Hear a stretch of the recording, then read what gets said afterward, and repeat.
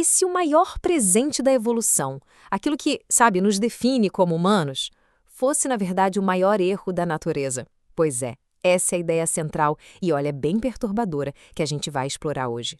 Essa pergunta mexe com um sentimento que talvez seja familiar para muita gente. Aquela certa inquietação existencial, sabe? Exatamente esse o mistério que está no coração desta análise. Vamos mergulhar nisso. Para a gente entender o problema, dá uma olhada nessa comparação. A maioria dos seres vivos opera num equilíbrio bem simples, de instinto e ambiente. Agora, a mente humana, ela foi muito além. Ela olha lá para cima, para as estrelas e pergunta por quê? E é bem aí que o conflito todo começa. E teve um pensador norueguês que não se contentou com respostas fáceis. Peter Wessel Zapp. Ele pegou essa ideia paradoxal e levou até a conclusão mais radical de todas, sugerindo que nós somos uma espécie que acabou desenvolvendo consciência demais para o nosso próprio bem. Então, o ponto crucial é este aqui. Para Zapf, nossa inteligência é um paradoxo biológico. É como se fosse uma ferramenta tão, mas tão poderosa que acabou criando problemas que ela mesma não consegue resolver. Problemas como a percepção da nossa própria morte e da imensidão silenciosa do universo. Tá, mas se a condição humana é tão difícil assim, como é que a gente consegue viver? Zapf descobriu algo fascinante. Nós desenvolvemos defesas psicológicas, verdadeiros escudos que nos protegem do peso total da nossa lucidez. Vamos ver direitinho como eles funcionam. O primeiro escudo, e talvez o mais direto de todos, é o isolamento. Basicamente, é um processo de simplesmente não pensar em coisas perturbadoras. Um filtro mental contra o desconforto. É importante sacar que isolamento não é negação. A mente sabe que a morte existe, claro, mas escolhe ativamente focar nas contas para pagar, no trabalho, nas tarefas práticas do dia a dia. É uma estratégia de sobrevivência psicológica, para a gente continuar funcional. O segundo escudo já é um pouco mais estruturado, a ancoragem. É o ato de se fixar em estruturas de significado que são estáveis, que dão uma ordem e um propósito para a vida. A consciência humana, ela anseia por sentido. Num universo que não oferece respostas claras, o que a gente faz? A gente cria as nossas próprias respostas. Essas âncoras, sejam elas quais forem, elas nos dão um roteiro, um mapa que ajuda a navegar pela incerteza e a sentir que fazemos parte de algo com propósito. E olha, essas âncoras aparecem de formas incrivelmente diversas. Podem ser grandes sistemas coletivos, como religiões ou ideologias, ou algo bem pessoal, como a dedicação a uma carreira ou a construção de uma família.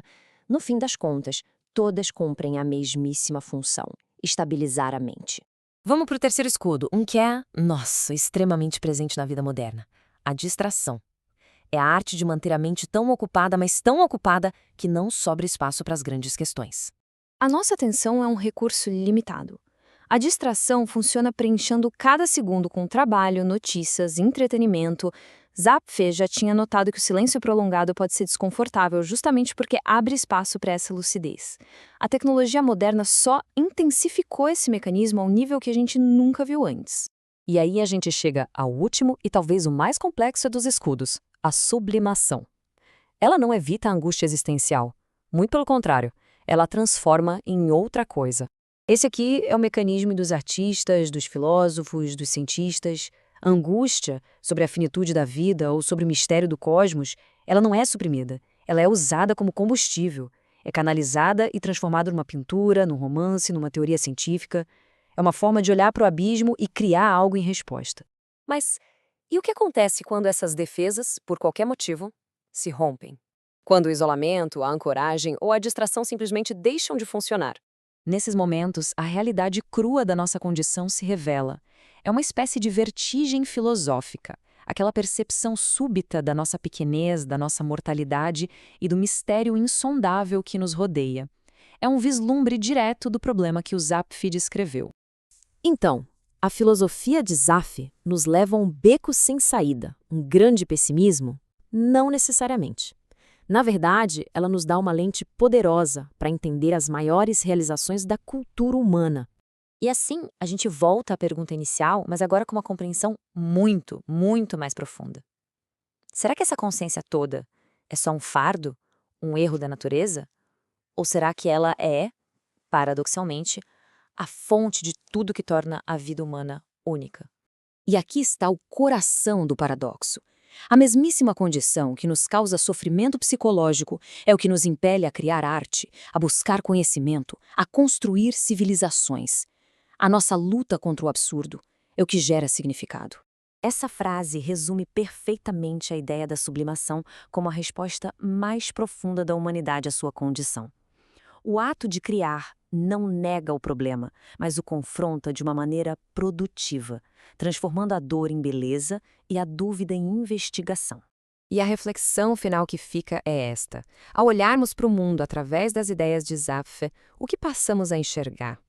Talvez a gente comece a ver a cultura, a sociedade, até mesmo as nossas rotinas diárias, não apenas como elas são, mas como uma complexa e engenhosa arquitetura construída para nos proteger do peso e, ao mesmo tempo, da glória de estarmos conscientes.